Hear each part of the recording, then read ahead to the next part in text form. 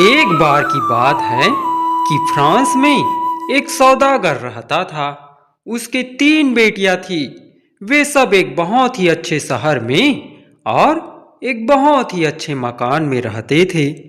वे सोने और चांदी की थालियों में खाना खाते थे और उनकी पोशाकें दुनिया के सबसे बढ़िया कपड़े की बनी होती थी, जिनमें जवाहरात लगे रहते थे। उनमें से 2 बड़ी लड़कियों के नाम थे मैरीगोल्ड और ड्रेसलिंडा। ऐसा कोई दिन खाली नहीं जाता था जिस दिन वे दोनों लड़कियां कहीं किसी दावत पर ना जाती हो। पर तीसरी लड़की सुंदरी घर पर ही अपने पिता के साथ रहना पसंद करती थी। अब एक दिन ऐसा हुआ कि उन लोगों के बुरे दिन आ गए। सौदागर के जहाज, जिनमें बहुत सारा कीमती सामान भरा हुआ था, समुद्र में खेते हुए टूट गए और वहां शहर का सबसे ज्यादा अमीर आदमी होने की बजाय शहर का एक सबसे गरीब आदमी बनकर रह गया। पर इस सब नुकसान के बाद अभी भी उनके पास गांव में एक मकान बच गया था। सो शहर में जब उनका सब कुछ बिक गया तो वहां सौदागर अपनी तीनों बेटियों के साथ लेकर वहां से गांव चला आया। मैरीगोल्ड और ड्रेसलिंडा दोनों इस बात से बहुत दुखी थी कि उनका सब कुछ खो गया था। वे पहले बहुत अमीर थी और लोग उनके साथ घूमने की इच्छा करते थे, पर अब जबकि वे एक छोटे से गांव के छोटे से मकान में रहती थी, वे अकेली पड़ गई थी। पर सौदागर की तीसरी सबसे छोटी बेटी सुंदरी हमेशा अपने दुखी पिता को खुश रखने के बारे में ही सोचती रहती थी, जबकि इसकी दोनों बड़ी बहनें लकड़ी की कुर्सियों पर बैठी रहती और रोती रहती, क्योंकि अब सौदागर कोई नौकर नहीं रख सकता था। इसलिए अब सुंदरी ही सारे घर का काम करती थी। वही घर में आग जलाती और सारे घर के लिए खाना बनाती, फिर बर्तन साफ करती और घर भर को खुश रखने की अपनी पूरी कोशिश करती। उन सब की जिंदगी इसी तरह चलने लगी। दोनों बड़ी बेटियां घर में कोई काम नहीं करती, सिवाय इसके कि वे अपनी हालात पर रोती रहती या फिर अपना मुंह सुजाए पड़ी रहती। दोनों बहनें अपनी सबसे छोटी बहन को बहुत तंग करती, क्योंकि उसके बारे में उनकी शिकायतें ही खत्म नहीं होती। वे घर में काम भी नहीं करती थी और घर में उसके हर काम में गलतियां भी निकालती रहती। पर सुंदरी अपने पिता की वजह से उनकी हर बात शांति से सह लेती। इस तरह से 1 साल बीत गया और एक दिन उस सौदागर के लिए एक चिट्ठी आई। चिट्ठी पढ़कर सौदागर अपनी बेटियों को ढूंढ रहा था ताकि वहां उस चिट्ठी में लिखी हुई अच्छी खबर उनको सुना सके। जैसे ही वे उसको मिल गई, वहां बोला, बेटियों, मुझको लगता है कि अब हमारे अच्छे दिन वापस आ गए। आज ही मुझे यहाँ चिट्ठी मिली है कि हमारा एक जहाज, जिसको हम यहाँ सोच चुके थे कि वहां खो गया है, वहां मिल गया है और वापस भी आ गया है। और अगर ऐसा है तो अब हमको गरीबी में नहीं रहना पड़ेगा। अब हम लोग पहले की तरह से तो अमीर नहीं होंगे, पर कम से कम आराम से रह पाएंगे। सुंदरी, जा बेटी, मेरा यात्रा वाला शाल ले आ। मैं अभी अपने जहाज को लेने के लिए जाता हूं। अब तुम लोग मुझे यहां बताओ कि मैं वहां से तुम लोगों के लिए क्या लेकर आऊं। मैरीगोल्ड बिना किसी हिचक के तुरंत ही बोली, मेरे लिए 100 पाउंड लाना। ड्रेसेलिंडा बोली, पिताजी, मेरे लिए एक सिल्क की पोशाक लाना। सुंदरी ने अपने पिता को उसका यात्रा वाला शाल ओढ़ाया तो पिता ने उससे पूछा, और बेटी, मैं तुम्हारे लिए क्या लेकर आऊं। सुंदरी बोली, मेरे लिए पिताजी एक गुलाब का फूल लाइएगा। उसके पिता ने उसे प्यार से चूमा और गुड बाय करके अपने काम पर चला गया। पिता के जाते ही मैरीगोल्ड ने सुंदरी से कहा, ओ बेवकूफ लड़की, क्या तू पिताजी को यहाँ दिखाना चाहती है कि तू हमसे ज्यादा पिता का ख्याल रखती है? क्या तुझको वाकई गुलाब चाहिए? सुंदरी बोली, हाँ बहन, मुझे वाकई गुलाब चाहिए, पर उसको मांगने की वजह यहाँ नहीं थी जो तुम सोच रही हो। मुझे लगा कि पिताजी को अपने जहाज की सुरक्षा देखने में काफी काम रहेगा, सो बिना बाजार जाए ही वह मेरे लिए यहाँ ला सकते हैं। मैंने इसीलिए उनसे वहाँ मंगवाया।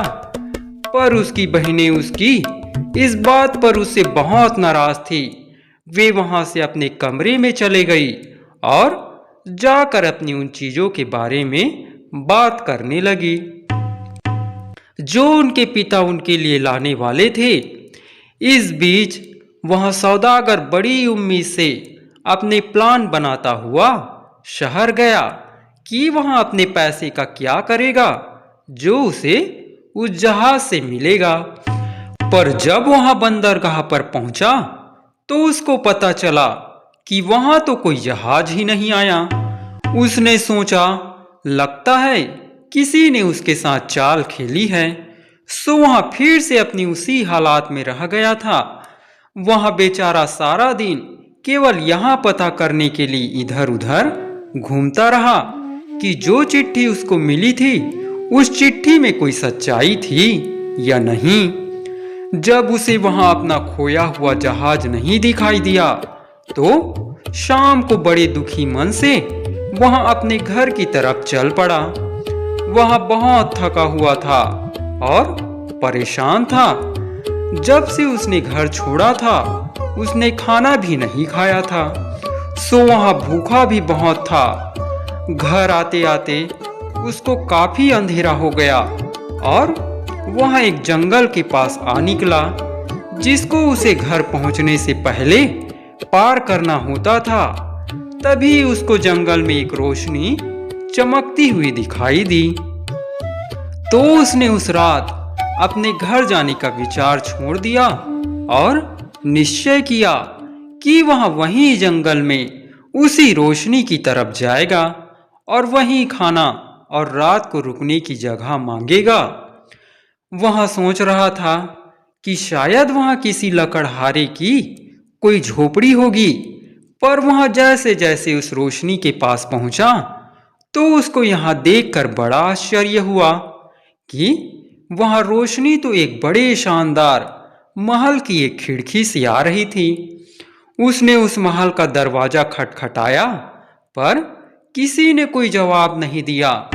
उस समय उसको बहुत तेज भूख लग रही थी और बाहर बहुत ठंडा था, सो वहां हिम्मत करके उस महल के अंदर चला गया और संगमरमर की सीढ़ियां चढ़कर एक बड़े से कमरे में पहुंच गया।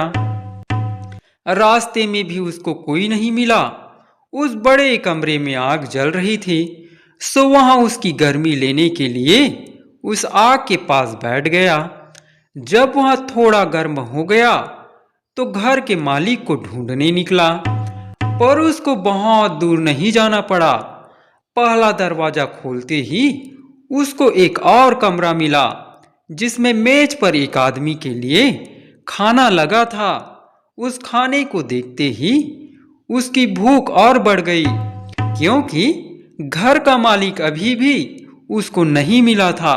सो जितनी हिम्मत से वहां घर में घुसा था उतनी ही हिम्मत से वहां खाना खाने भी बैठ गया। खाना खाने के बाद उसने फिर से घर के मालिक से मिलने का विचार किया, तो उसने महल का दूसरा दरवाजा खोला। वहां उस कमरे में एक बहुत सुंदर बिस्तर लगा हुआ था। पेट भरने के बाद और थके होने की वजह से उसको बहुत जोर की नींद आ रही थी। पलंग देखकर उसने सोचा, यहां तो किसी परी का काम दिखाई देता है, सो मुझे अब और आगे इस घर के मालिक को ढूंढने की जरूरत नहीं है। अभी तो मैं सो जाता हूँ, कल सुबह देखूंगा। सो वहां उस पलंग पर लेट गया और तुरंत ही सो गया।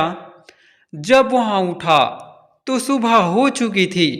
एकदम से वहां अपने आप को इतने मुलायम बिस्तर में पाकर बहुत आश्चर्यचकित था। पर फिर उसको सब याद आ गया कि कल रात क्या हुआ था।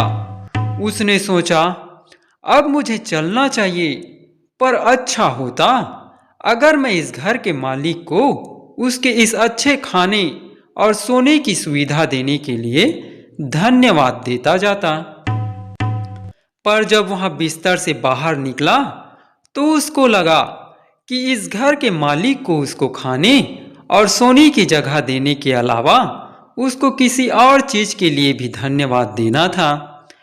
उसके पलंग के पास रखी एक कुर्सी पर एक नया सूट रखा था, जिस पर उसका नाम लिखा हुआ था, और उस सूट की हर जेब में 10-10 सोने के सिक्के रखे हुए थे। जब उसने वहां नीला और सुनहरी सूट पहना, जिसकी जेब में वे सोने के सिक्के खनखना रहे थे, तो वहां तो एक दूसरा ही आदमी लगने लगा। कपड़े पहनकर जब वह नीचे गया तो उसी छोटे कमरे में जिसमें उसने पिछली रात खाना खाया था, सुबह का नाश्ता उसका इंतजार कर रहा था। उसने पेट भरकर नाश्ता किया और फिर सोचा कि उस महल के बगीचे में थोड़ा घूम लिया जाए। वह संगमरमर की सीढ़ियां उतरकर नीचे गया और जब बगीचे में पहुंचा तो उसने देखा कि वहां बगीचा तो गुलाब के फूलों से भरा पड़ा है। लाल और सफेद, गुलाबी और पीले, नारंगी और मैरून। उनको देखकर सौदागर को सुंदरी की मांग का ध्यान आ गया। उसने सोचा, बेचारी मेरी प्यारी दोनों बड़ी बेटियां, वे कितनी नाउम्मीद होंगी जब वे यहां सुनेंगी कि मेरा जहाज नहीं आया, पर सुंदरी को वहां जरूर मिल जाएगा जो उसने मांगा था।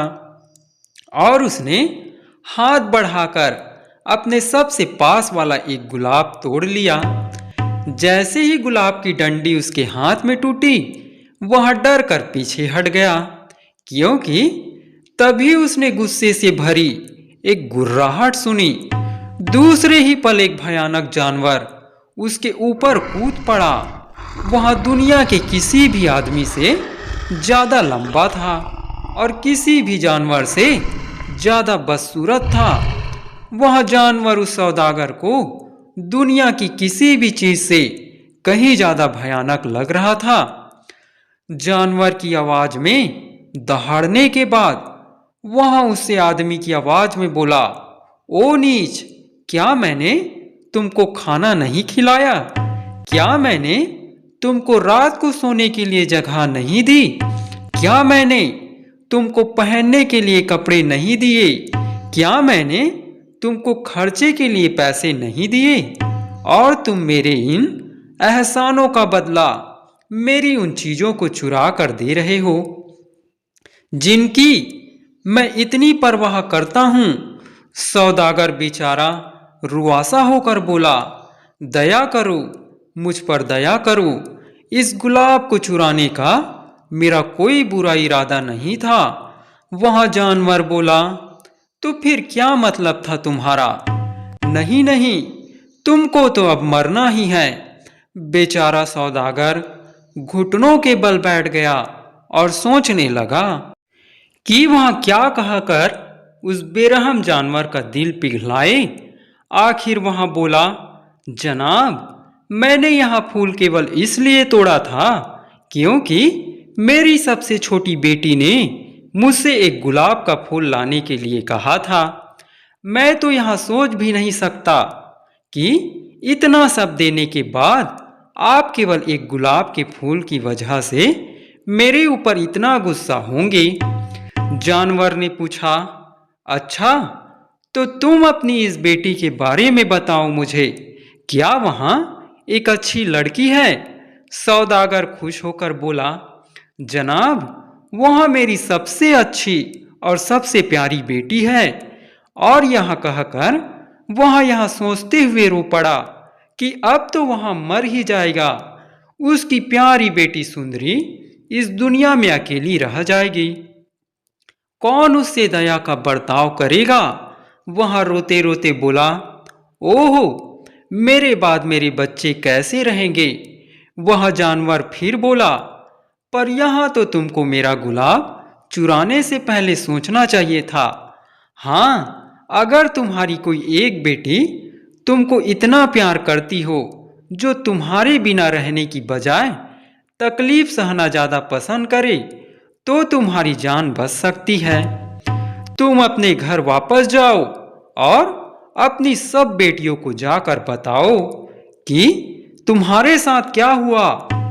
पर तुम मुझसे वादा करो कि आज से अगले 3 महीनों के अंदर अंदर तुम या तुम्हारी एक बेटी यहाँ मेरे महल के दरवाजे पर जरूर होगी। उस बेचारे आदमी के पास इसके अलावा और कोई चारा नहीं था कि वह इस बात का वायदा करे कि ऐसा ही होगा। उसने सोचा कि कम से कम उसकी जिंदगी 3 महीने तो बढ़ी। जानवर फिर बोला, मैं तुमको इस तरह खाली हाथ नहीं जाने दूंगा। कहकर वहां अपने महल की तरफ चल दिया और वहां आदमी उसके पीछे पीछे चल दिया। वह जानवर उस आदमी को एक बड़े कमरे में ले गया। वहां उस कमरे के फर्श पर चांदी की एक बहुत बड़ी अलमारी रखी थी। जानवर ने वहां अलमारी खोलकर उसको दिखाते हुए कहा, इसमें से जो भी चीज तुमको अच्छी लगे और जितना तुमको चाहिए तुम उतना खजाना ले लो। सौदागर से जितना लिया जा सका उसमें से उसने उतना खजाना ले लिया। जानवर ने उस अलमारी का दरवाजा बंद करते हुए कहा, अब तुम अपने घर जा सकते हो। सो वहां सौदागर भारी दिल से अपने घर के लिए चला। जैसे ही वहां महल के दरवाजे से बाहर निकला तो वहां जानवर बोला, पर सुंदरी का यह गुलाब तो तुम भूल ही गए। और उसी समय उसने अपने बगीचे के सबसे सुंदर गुलाब के फूलों का एक बहुत बड़ा गुच्छा सौदागर के हाथों में थमा दिया। वह सौदागर जब घर पहुंचा तो सुंदरी उससे मिलने के लिए बाहर दौड़ी आई। तो उसने सब कुछ सुंदरी को पकड़ा दिया और बोला, ले मेरी बच्ची और आनंद कर, क्योंकि यह सब तेरे गरीब पिता की जिंदगी के बदले में है। यह कहकर वहां बैठ गया और फिर अपनी सारी कहानी अपनी तीनों बेटियों को सुनाई। उसकी कहानी सुनकर दोनों बड़ी बेटियां रो पड़ी। वे सुंदरी को ही सब के लिए जिम्मेदार ठहरा रही थी। वे सुंदरी से बोली, अगर तुम्हारी ऐसी मांग ना होती तो हमारे पिताजी अपने नए कपड़ों में सोने के सिक्के लेकर महल से ऐसे ही चले आते, पर तुम्हारी गुलाब की मांग ने उनको गुलाब तोड़ने पर मजबूर किया और उसी वजह से यह सब कुछ हुआ। उसी ने उनकी जान खतरे में डाली। सुंदरी बोली, नहीं नहीं, पिताजी अपनी जिंदगी नहीं देंगे, मैं ही अपनी जिंदगी दूंगी, क्योंकि यह सब मेरी ही वजह से हुआ है। 3 महीने पूरे होने पर मैं उस जानवर के पास जाऊंगी और फिर अगर वहां चाहे तो मुझे मारे और कुछ करे, पर मैं उसको अपने पिताजी को कोई नुकसान नहीं पहुंचाने दे सकती। सौदागर ने उसे बहुत समझाया कि वहां उस जानवर के पास ना जाए, पर सुंदरी ने तो यहाँ सोच लिया था। सो वहां 3 महीने खत्म होने पर उस जानवर के महल की तरफ चल दी। उसका पिता उसको रास्ता दिखाने के लिए उसके साथ गया। पहले की तरह ही उसने जंगल में रोशनी जलते हुए देखी। पहले ही की तरह बेकार ही उसने उस महल का दरवाजा खटखटाया। बड़े कमरे में जाकर अपने आप को थोड़ा गर्म किया और उसके बाद दूसरे छोटे कमरे में दो लोगों के लिए खाने की मेज लगी देखी। सुंदरी बोली, पिताजी, आप बिल्कुल चिंता मत कीजिए। मुझे नहीं लगता कि वहाँ जानवर मुझे मारना चाहता है, क्योंकि अगर ऐसा होता तो वहाँ मुझे इतना अच्छा खाना ना खिलाता। पर अगली सुबह जब वहाँ जानवर कमरे में आया तो सुंदरी उसको देखकर डर के मारे अपने पिता से जाकर चिपक गई। जानवर बहुत ही नम्र आवाज में बोला, तुमको मुझसे डरने की जरूरत नहीं है, पर तुम मुझको इतना बता दो कि क्या तुम अपनी मर्जी से यहाँ आई हो? कांपते हुए सुंदरी बोली, हाँ। जानवर बोला, तुम बहुत अच्छी लड़की हो। फिर वहाँ उसके पिता की तरफ घूमकर उससे बोला, तुम अगर चाहो तो आज की रात यहाँ सो सकते हो, पर सुबह होते ही तुम अपने घर चले जाना और अपनी बेटी को यहाँ छोड़ जाना। अगली सुबह पिता बेचारा अपनी बेटी को छोड़कर जोर जोर से रोता हुआ अपने घर चला गया। सुंदरी भी अपने आप को संभालते हुए ना डरने की कोशिश करती रही। वह महल में इधर उधर घूमती रही। उसने इतना अच्छा महल पहले कभी नहीं देखा था। उस महल में जो सबसे अच्छे कमरे थे, उनके दरवाजों के ऊपर लिखा था सुंदरी का कमरा। उन कमरों में से किसी में बहुत सारी किताबें रखी थी, तो किसी में संगीत के साज रखे थे, किसी में कैनरी चिड़िया थी, तो किसी में फारस की बिल्लियां थी। और वह सब कुछ वहां था जो किसी के लिए अच्छा समय गुजारने के लिए हो सकता था। यह सब देखकर उसके मुंह से निकला, ओह, काश यहाँ मैं अपने पिता को देख सकती तो मुझे कितना अच्छा लगता। जब वह यहाँ बोल रही थी तो इत्तेफाक से वहाँ एक बहुत बड़े शीशे के सामने खड़ी थी। तुरंत ही उस शीशे में उसने अपने पिता की परछाई देखी, जो घोड़े पर सवार उसी महल की तरफ चला आ रहा था। उस रात जब सुंदरी शाम को खाना खाने बैठी तो वह जानवर वहां आया और उससे पूछा, क्या मैं तुम्हारे साथ खाना खा सकता हूँ? सुंदरी बोली, अगर तुमको अच्छा लगे तो। सो वह जानवर भी उसके साथ खाना खाने बैठ गया। जब वह खाना खा चुका तो बोला, सुंदरी, मैं तो बहुत बदसूरत हूँ और बहुत बेवकूफ हूँ, पर मैं तुमको बहुत प्यार करता हूँ। क्या तुम मुझसे शादी करोगी? सुंदरी बड़ी नरमी से बोली, नहीं जानवर। जानवर ने एक लंबी सांस भरी और वहां से उठकर चला गया। हर रात ऐसा ही होता रहा। जानवर सुंदरी के साथ खाना खाता। खाना खाकर वह उससे पूछता कि क्या वह उससे शादी करेगी। वह हमेशा उसको नरमी से मना कर देती, नहीं जानवर, और वहां से उठकर चला जाता। इस सारे समय में कोई छिपे छिपे उसके कामों के लिए खड़ा रहता, जैसे वहां कोई रानी हो। उसको कोई गवैया या बाजे बजाने वाले तो दिखाई नहीं देते थे, पर उसके कानों में संगीत की आवाज सुनाई पड़ती रहती। पर इन सब चीजों में वह जादुई शीशा सबसे अच्छा था, क्योंकि उसमें वह सब कुछ देख सकती थी जो वह चाहती थी। जैसे जैसे दिन गुजरते गए, उसने महसूस किया कि उसकी छोटी से छोटी इच्छा वहां उसके कहने से पहले ही पूरी हो जाती थी।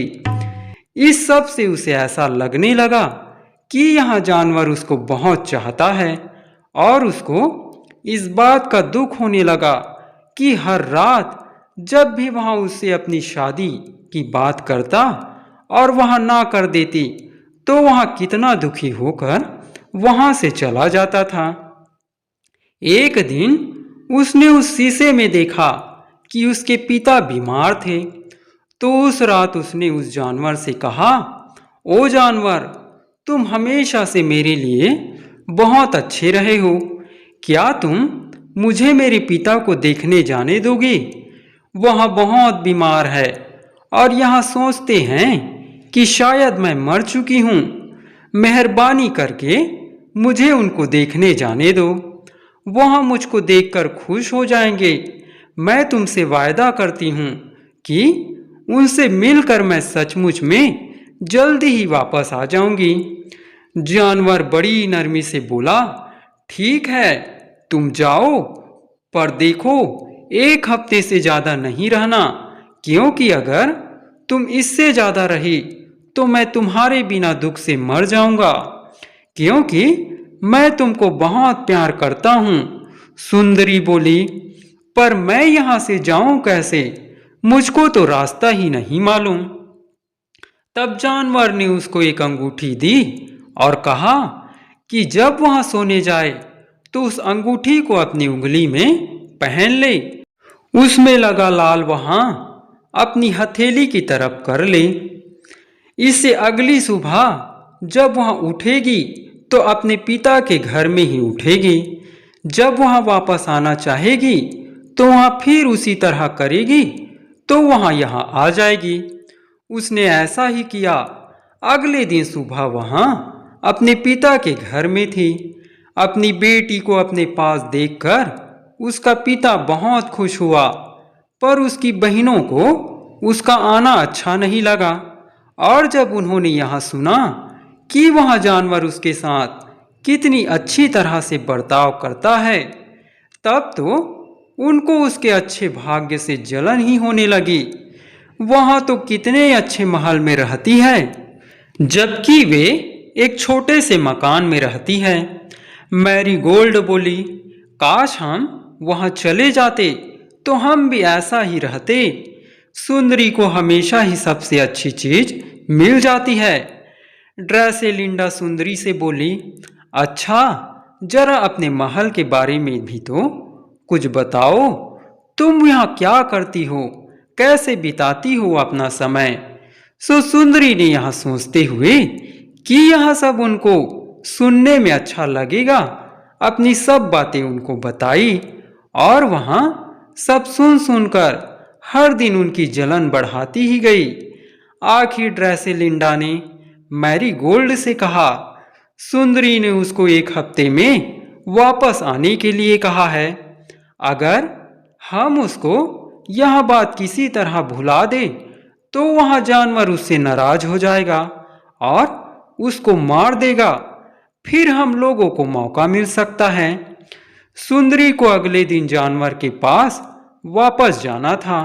सो अगले दिन सुंदरी के वापस जाने से पहले उन्होंने सुंदरी के शराब के गिलास में पॉपी का रस मिला दिया, जिसने उसको इतना सुलाया कि वहां पूरे 2 दिन और 2 रात सोती रही। अपनी नींद के आखिरी समय में उसने एक सपना देखा और उस सपने में उसने उस जानवर को उसके महल के बगीचे में गुलाबों के बीच में मरा पड़ा देखा। वह बहुत जोर से रोते हुए उठ गई। हालांकि उसको यहाँ पता नहीं चला कि जानवर को छोड़े हुए उसको 1 हफ्ते के ऊपर 2 दिन और हो गए हैं। फिर भी उसने अपनी अंगूठी का लाल अपनी हथेली की तरफ किया और सो गई। अगली सुबह जब वहां उठी तो जानवर के महल में अपने बिस्तर पर थी। अब उसको यहाँ तो नहीं मालूम था कि उस महल में उस जानवर के कमरे कहाँ हैं, पर वह शाम के खाने तक का इंतजार नहीं कर सकती थी। उसको लगा कि उसको जानवर को अभी अभी देखना चाहिए। सो वहां महल में उसका नाम पुकारते हुए इधर से उधर भागने लगी। वहां सारा बगीचा छान आई, पर उसका कहीं पता नहीं था। वहां बोली, ओहो, अब मैं क्या करूं? मुझे तो वहां कहीं मिल ही नहीं रहा। अब मैं फिर कभी खुश नहीं रह पाऊंगी। फिर उसको अपना सपना याद आया तो वहां गुलाब के बगीचे में भागी गई। वहां बड़े फव्वारे के पास वहां बड़ा जानवर मरा पड़ा था। सुंदरी तुरंत ही उसके पास घुटनों के बल बैठ गई। वहां रोते रोते बोली, ओह प्यारे जानवर, क्या तुम वाकई मर गए हो? अगर ऐसा है तो मैं भी मर जाऊंगी। मैं तुम्हारे बिना नहीं रह सकती। लो, यह सुनकर वह जानवर तो तुरंत ही उठकर बैठा हो गया और एक लंबी सी सांस भरकर बोला, सुंदरी, क्या तुम मुझसे शादी करोगी? उसको जिंदा देखकर तो सुंदरी बहुत ही खुश हो गई। वह बिना सोचे समझे तुरंत बोली, हाँ हाँ, मैं तुमसे शादी करूंगी, क्योंकि मैं तुमसे बहुत प्यार करती हूँ। बस जैसे ही सुंदरी ने यहाँ कहा तो उस जानवर के खुरदरे बाल नीचे गिर पड़े और वह जानवर के बदले में एक बहुत सुंदर राजकुमार खड़ा हुआ था। उसने सफेद और रूपहला सूट पहना हुआ था, जैसा कि लोग शादी के समय पहनते हैं। वह सुंदरी के पैरों के पास बैठ गया और ताली बजाई और बोला, प्रिय सुंदरी, तुम्हारे प्यार के अलावा मेरे ऊपर का यह जादू और कोई नहीं तोड़ सकता था। तब राजकुमार ने सुंदरी को अपनी कहानी सुनाई। एक नीच परी ने मुझे जानवर में बदल दिया था और मुझे तब तक इसी हालात में रहना था जब तक कि कोई कुंवारी लड़की मुझसे मेरी बदसूरती और बेवकूफ़ी के बावजूद इतना प्यार न करने लगी कि वह मुझसे शादी करने के लिए तैयार हो जाए। अब मेरा वह जादू टूट गया है। चलो प्रिय, अब हम अपने महल चलते हैं। अब तुमको वहाँ मेरे सारे नौकर चाकर दिखाई देंगे। वे पहले इसलिए दिखाई नहीं देते थे क्योंकि उस परी ने उन सब के ऊपर भी जादू डाल दिया था। वे अब तक तुमको दिखाई दिए बिना ही तुम्हारी सेवा करते रहते थे। अब तुम उनको देख पाओगी। वे अपने महल में लौट आए। अब महल में खूब धूमधाम हो रही थी। वहाँ बहुत सारे राज दरबारी इधर उधर घूम रहे थे, जो बड़ी बेसब्री से राजकुमार और राजकुमारी का हाथ चूमने का इंतजार कर रहे थे। वहाँ बहुत सारे नौकर भी इधर उधर घूम रहे थे।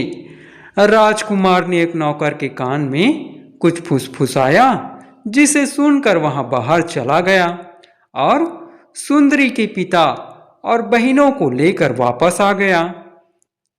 सुंदरी की बहनों को मूर्तियां बना दिया गया और उनको महल के दरवाजे के दोनों तरफ खड़ा कर दिया गया, जब तक कि उनके दिल नर्म ना हो जाए और वे अपनी बहन के साथ किए गए बुरे बर्ताव पर पछताने ना लगे।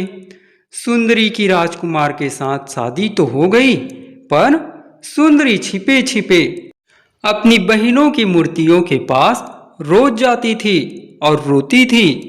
उसके आंसुओं ने उन पत्थर दिल मूर्तियों के दिलों को भी नर्म कर दिया और वे फिर से जिंदा हो गई और फिर जिंदगी भर हर एक के लिए नर्म दिल और दयावान रही। सुंदरी भी अपने जानवर के साथ, जो अब जानवर नहीं था बल्कि एक सुंदर राजकुमार था, हंसी खुशी रही। मेरे ख्याल से तो वे अभी भी उस देश में खुशी खुशी रह रहे होंगे जहां सपने सच हो जाते हैं।